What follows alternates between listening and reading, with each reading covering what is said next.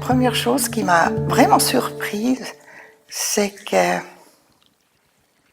Parce que pendant tous ces traitements, on m'a traité là où j'avais mal. J'avais des rayons, des massages, du fango, des trucs comme ça, là où j'avais mal. Et M. Avigdor, lui, il s'est attaqué de l'autre côté. À tel point qu'à un certain moment, tout au début, je n'osais pas le lui dire, mais j'avais envie de lui dire, mais c'est pas là que j'ai mal. Parce qu'il allait ailleurs. Mais moi, j'ai rien dit. Et finalement, c'était ça. Il fallait commencer, dans le fond, globalement. Et c'était très drôle. J'ai eu très vite une amélioration. C'est la première fois que j'ai eu une amélioration rapidement et qui continuait, dans le fond, de semaine en semaine. C'était assez étonnant. J'ai tendance à tenir la tête beaucoup plus en avant, que j'avais remarqué en passant devant des vitrines. Et je m'imaginais initialement justement que ça allait être des contraintes, que ça allait te faire mal, ou que ça allait être un travail soutenu, que j'avais des exercices à faire à la maison.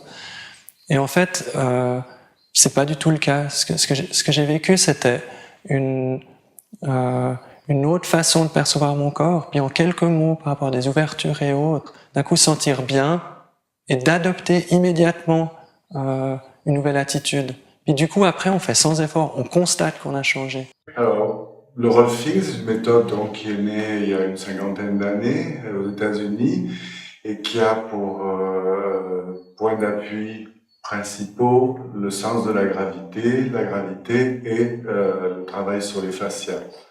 Alors pourquoi la gravité? Pour une raison assez simple et forte, c'est que nous vivons dans un monde où tout varie, la température, la lumière, les sensations, et la gravité, c'est la seule constante. Donc finalement, c'est peut-être le seul repère constant qui me permet de m'organiser avec une sécurité forte. Ce que j'ai trouvé d'intéressant, c'est le fait qu'il ait cherché presque dans le haut du dos pour rectifier par exemple dans les pieds. Donc tous les os sont reliés par un point commun. Et puis j'ai ressenti ça ouais, comme un puzzle en fait un peu. S'il y a une pièce qui est pas à son endroit, ben ça peut tout dérégler. En général, je suis très tendue quand je fais rien. Et donc j'espère à ce niveau-là déjà être un peu plus relax avec mon corps. Et puis si ça peut, j'aimerais bien en fait que je puisse améliorer ma posture en général en fait. J'en ai déjà entendu parler via la danse aussi, et c'est quelque chose de conseillé pour les danseurs. Donc si ça peut m'aider autant dans la danse que dans la vie de tous les jours, j'aimerais bien. Si vous regardez de dos, vous voyez que le thorax il est légèrement positionné sur la droite, comme ça, et puis que son poids repose sur le pied droit. Alors ce qu'on voit sur ce profil, c'est qu'il y a un petit conflit d'hyperextension au niveau du genou, et puis que le bassin, dans son rapport avec le thorax, n'est pas en harmonie. Ça fait une petite compression ici au niveau lombaire. Il y a un peu de la peine à aller dans cette direction. Dans cette direction, c'est très bien, c'est très facile.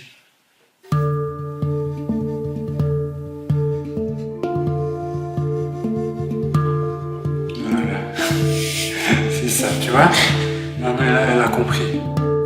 Ça va prendre du temps parce qu'aujourd'hui on a pu voir un aspect de la manière dont vous êtes organisé, et puis la prochaine fois on va regarder comment est-ce qu'on peut intégrer ça par rapport à votre appui dans le sol par exemple. Comment est-ce que vos pieds ils peuvent aussi réagir à ce qu'on a fait aujourd'hui. Et puis on verra comment vous avez évolué. Est-ce que tout d'un coup dans 2 semaines vous me dites ah mais je suis comme avant. Alors si c'est le cas, ça sera intéressant parce que ça voudrait dire que chez vous, les pieds sont le moteur d'une certaine organisation. Donc il y en a beaucoup des indications. Alors il y a beaucoup d'indications généralistes qui sont de redonner la fonction et l'organisation gravitaire et surtout sur les gestes qu'on répète le plus, c'est-à-dire la respiration, la marche. Donc, il faut penser que quand on marche, une personne ordinaire, pas quelqu'un qui ferait beaucoup de sport ou autre, mais une personne ordinaire, elle soulève, je crois, 50 000 kilos par jour. simplement avec le poids des jambes multiplié par le nombre de pas qu'on fait dans la journée. Donc, la manière dont on soulève ces 50 000 kilos a un impact incommensurable sur l'ensemble de mon organisation. Donc, du coup, le rolfing travaille sur 2 niveaux. Il travaille sur la gravité à travers le remodelage des fascias, mais il travaille sur la gravité sur l'éducation. C'est-à-dire que l'organisation gravitaire, elle est principalement faite par les petites cellules réceptives que nous avons sous les pieds, qui sont sensibles à la pression et qui me permettent de savoir si je suis en train de tomber en avant ou en arrière. L'oreille interne, qui comporte un ensemble comme de petits fils à plomb, c'est une métaphore, et puis le regard, qui me permet de saisir les verticales externes. Donc, en jouant sur ces 3 paramètres dans l'éducation, dans le sens du mouvement, la proprioception, je vais apprendre petit à petit à utiliser mon corps d'une manière qui ouvre le maximum de potentiel. Pour vous lever, c'est la tête qui dirige. Non, vous allez trop vite. Laissez seulement le thorax aller jusqu'à ce qu'il soit au-dessus des pieds. Non, il n'est pas encore au-dessus des pieds. Voilà. Vous poussez dans les pieds pour remonter. Puis maintenant, c'est le coccyx qui guide, mais vous restez avec votre centre de gravité au milieu du pied. C'est votre coccyx qui guide. C'est vrai que je me suis un peu remise en question dans les activités que j'avais tous les jours qui me semblaient normales. Simplement, par exemple, me tenir à table. Normalement, je m'affalais sur ma chaise et tout, et c'est vrai que là, je me disais, mais je me tiens droite et tout, etc. Et je me suis rendu compte aussi que dans les positions que je pensais détendues, entre guillemets, justement, typiquement devant la télé, quand j'étais dans mon fauteuil et tout, et vraiment, j'étais comme ça, et je pensais que j'étais détendue. Et en fait, je me suis rendu compte que c'était pas le cas du tout, et que ça générait aussi des tensions. Donc, on a parlé des indications qui sont de l'ordre musculo-squelettique. Il y a une autre série d'applications qui sont peut-être pas directement évidentes, c'est tout le système viscéral. C'est-à-dire les viscères sont suspendus sur le squelette à travers des ligaments. Donc, un gauchissement du squelette va mettre une viscère en positionnement négatif et empêcher sa motilité profonde. Les organes, ils sont entourés de membranes.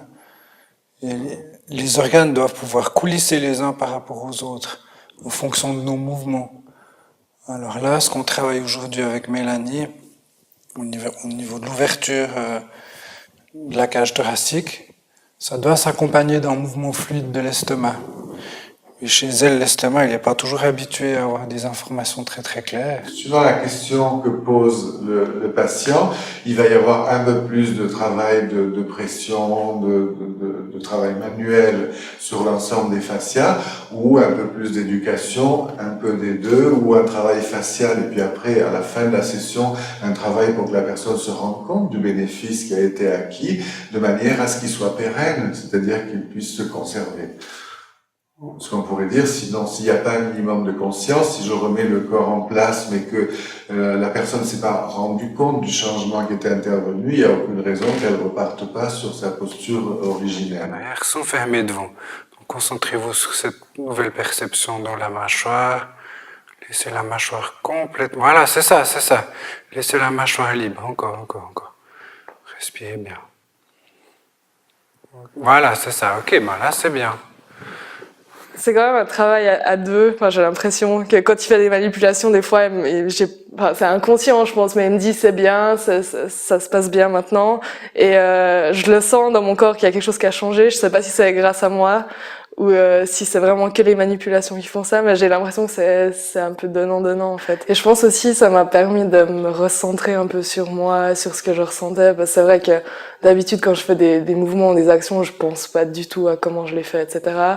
Et là à la fin de chaque séance, Mathias me demandait comment j'avais ressenti ça, etc. Et c'est vrai que c'est des questions que d'habitude je me pose absolument pas. Donc là aussi ça m'a permis d'avoir une autre perception de moi-même.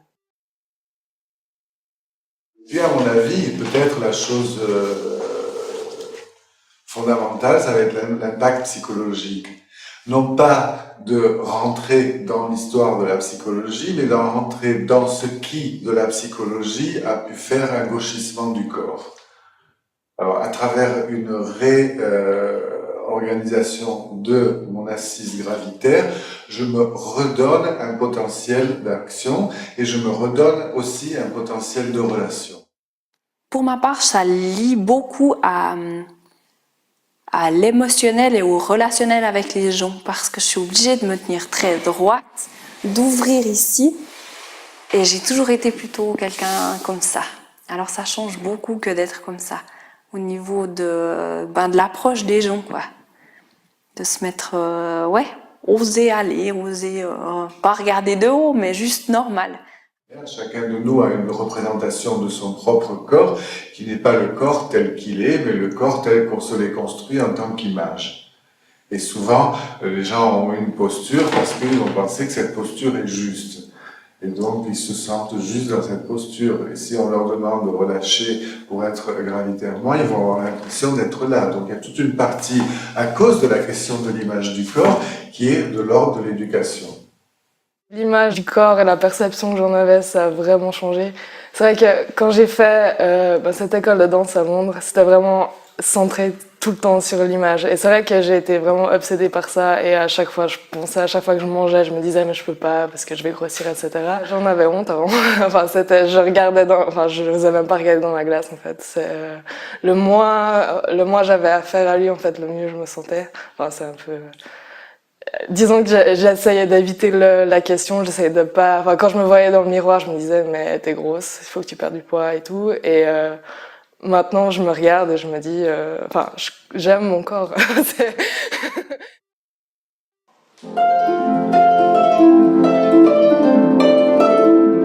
Moi, j'ai des problèmes dans le haut du corps et c'est lié certainement à la posture de la harpe qui est complètement asymétrique. Et c'est aussi un instrument qui est très lourd, donc on a un appui sur l'épaule droite qui fait que certainement on se tord. Et en fait, ces derniers temps, ces douleurs-là sont quand même vraiment amplifiées. Et après ces douleurs, ça me déclenche aussi des migraines ophtalmiques. Alors, un des bienfaits du rolfing pour les musiciens, quand ils font leur séance de rolfing, c'est déjà de faciliter leur posture par rapport à leur instrument, ou en général leur posture gravitaire, mais ensuite c'est de travailler avec eux quand ils sont à leur instrument. Et c'est là qu'on va se rendre compte qu'eux-mêmes vont se rendre compte qu'il y a des tas de choses qu'ils peuvent adapter dans leur manière de s'asseoir, par exemple, de manière à moins de douleur dans les articulations en général, mais aussi ils vont entendre qu'ils produisent un son très différent lorsqu'ils sont dans leur axe gravitaire. Moi, tu sais, quand tu as deux poteaux qui sont appuyés l'un contre l'autre, comme ça, Oui, si tu vas là, il y en a un qui a plus de force que l'autre. Oui. Alors moi, j'aimerais que tu cherches un équilibre entre une orientation dans l'espace où toi, ton vecteur d'organisation, cette fois, il va se passer là, c'est central, t'as ton épaule droite. Pourquoi? Vous allez me dire, mais pourquoi cette indication sur la gravité? Ben, tout simplement parce que quand je bouge, c'est-à-dire quand je respire, quand je suis en train de vous parler maintenant, il y a un pré-mouvement. C'est-à-dire qu'avant que je vous parle ou avant que je lève le bras, il y a un pré-mouvement qui est celui de l'organisation gravitaire. Donc du coup, en travaillant sur l'avant du mouvement mécanique, je touche au plus profond ce qui est le premier temps de l'organisation d'un mouvement. Donc il y a une anticipation dans tous les mouvements qui est l'ajustage gravitaire. Et souvent, cet ajustage gravitaire, on ne le sent pas puisque c'est un tout petit mouvement interne. Et donc, il peut être faillible, ne pas fonctionner correctement. Et moi, je m'escrime à retrouver la fonction de l'épaule, alors qu'en fait, c'est la colonne qui ne portait pas bien et qui faisait que mon épaule ne pouvait pas être libre parce que j'avais une espèce de chute de la colonne vertébrale. Et donc, chaque fois que je vais travailler, je vais appuyer de plus en plus comme ça, au lieu d'appuyer avec, au contraire, quelque chose qui monte dans ma colonne. Si je fais un geste répétitif de cet ordre-là, ou un geste sportif. Tu construis d'abord ton sacrum, tu poses, tu construis ta main, tu construis ton espace à droite. Voilà, pardon.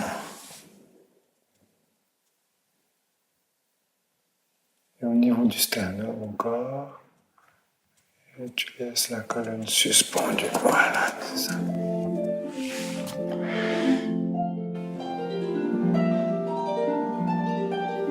C'est vrai qu'aujourd'hui, c'était assez différent des des autres séances de rolling parce que je suis venue aussi avec mon instrument en fait. Et en fait c'est très différent de ce que je pensais. Je pensais moi qu'il fallait plutôt avoir une position très stable et limite bloquée. Et en fait c'est tout dans un mouvement fluide et d'ouverture et de sensation aussi sur tout ce qu'il y a autour en fait en dehors de l'instrument et c'est très intéressant parce que je pense qu'on se focalise beaucoup sur les doigts, sur la technique et finalement en discutant avec Mathias on réalise que ces soucis c'est pas des problèmes, c'est aussi une thérapie pour moi en fait. Ça me permet vraiment de faire travailler mon corps, mais en douceur et en fluidité, en fait.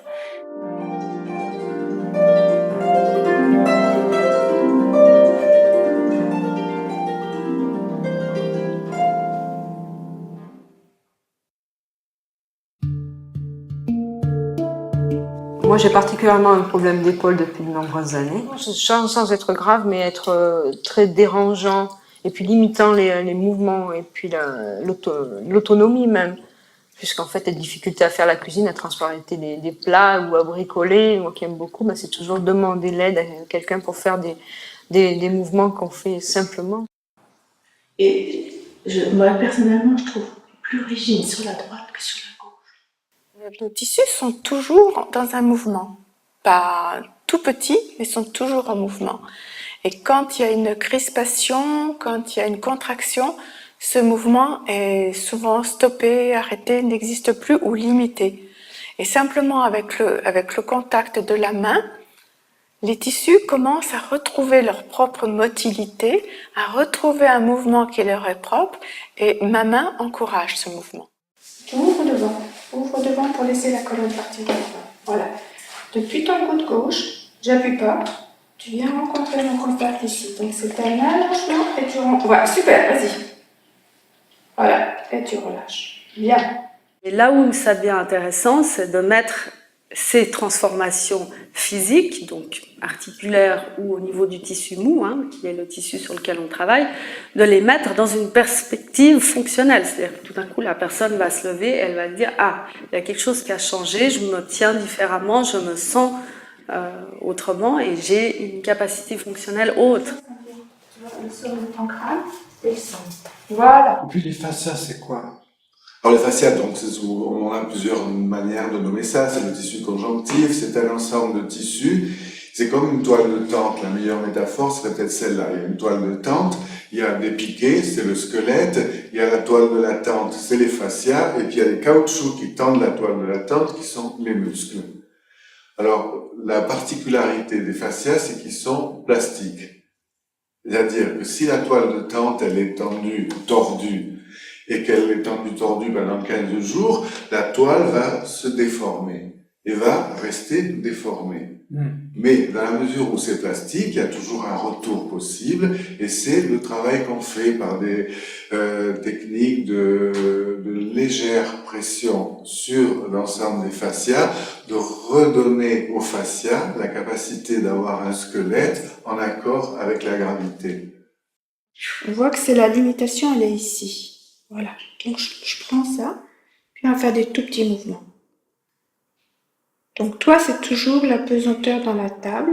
Puis tu laisses... Oui, lâche-moi bien ton humérus, ton bras, là. Moi, je vais faire des petits mouvements. Même à la fin de la séance, ou alors que normalement c'est relâché, là le travail qui est fait en disant « Attends, on reprend conscience simplement de mettre la main à quelque part sur la nuque ou quoi que ce soit », c'est le contact permet une prise de conscience qui fait que la marche va encore se dérouler autrement. Et moi, je vais partir avec un petit peu cette conscience du corps, d'une partie du corps renouvelée. Et je crois que c'est aussi ça qui participe, séance après séance, à construire un nouveau schéma corporel et à faire que entre deux séances, et puis après le reste du temps, je construise de moins en moins de tension.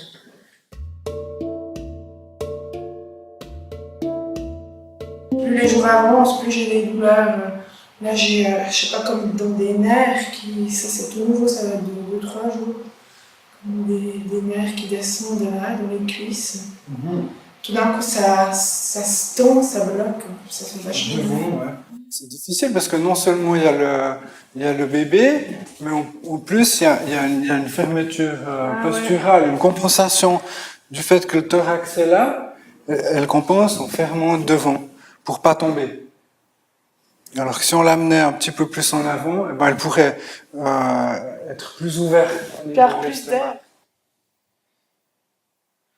Là, ça fait un peu quand j'expire. Ça fait un peu comme ça, là. Comme ça. Un peu, ça descend, là. Ça descend. Ouais, en contractant un peu, j'ai l'impression. Alors bien sûr, alors, la respiration c'est quelque chose qui est, bon, tout le monde conçoit à quel point la respiration est centrale. Elle est centrale au niveau de l'échange gazeux, elle est centrale au niveau de la motilité qu'elle entraîne, elle est centrale au niveau chimique de l'oxygénation. Et donc, effectivement, si vous voulez, par rapport à quelque chose qui serait de l'ordre d'un état dépressif ou quelque chose qui serait là, je veux dire, j'ai une compression des organes à ce niveau-là et je n'ai pas un étayage suffisamment qui me permet de respirer avec une aisance maximale. Vous allez là-bas, Ouais, avec ouais, votre thorax. Ouais. Le bébé, lui, il va en arrière, mais pas vous. Dans mon bassin, il pilote. Exactement. Voilà. On le laisse faire, on le Ouais, laisse ouais. tranquille, poser. Voilà, c'est ça, c'est ça. Ouais. C'est confortable. Ouais, très. Ouais, beaucoup plus que d'avoir le ventre en avant, avec le dos qui le suit. Je me suis sentie détendre dans tout mon corps, très en profondeur, dans toutes les fibres de mon corps un peu. Et puis aussi dans la relation que j'ai avec mon corps, aussi au niveau psychologique, je trouve. Comme si j'avais un peu réglé des choses du passé dans mon corps. Comme si, par exemple, j'avais eu un vieil accident qui était un peu resté travers à l'intérieur de moi, puis qu'on l'avait un peu remis. Un peu des choses comme ça.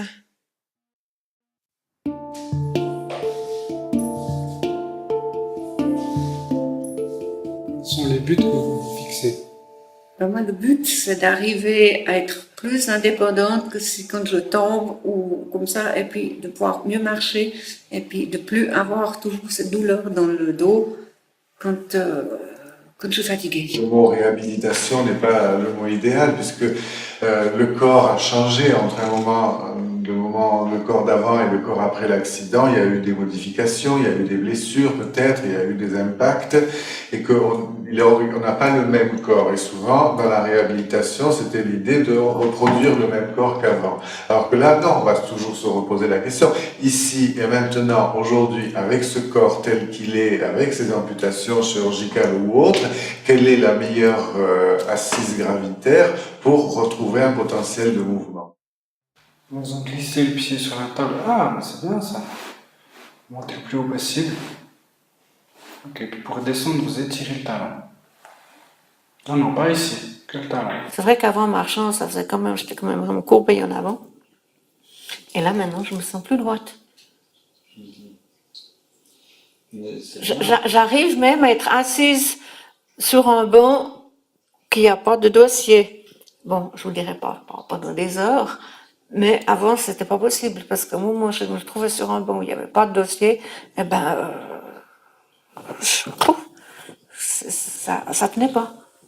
Tandis que maintenant, je me rends compte, j'ai testé ça dimanche, et j'étais au moins presque 3/4 d'heure assise comme ça, sans être appuyée. Alors je me dis, c'est quand même un progrès, c'est quand même la preuve que la musculature du dos est renforcée. Du coup, ça vous encourage? Du coup, ça m'encourage.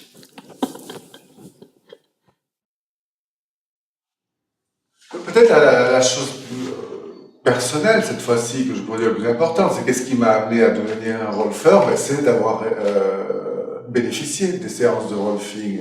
Et j'étais déjà dans l'expertise de la réhabilitation, dans un ensemble donc de techniques de cet ordre, à cette époque-là, mais quelque chose n'était pas intégré en moi. Donc c'était difficile d'être celui qui travaille sur les autres sans avoir à l'intérieur de soi une intégration de ça. Donc ce que m'a amené le Rolfing, en gros, c'est un rassemblement de me sentir rassemblé, en ce sens que quand je bouge et autres, cette constante gravitaire que je peux saisir dans mon propre corps m'a permis d'augmenter ma capacité motrice.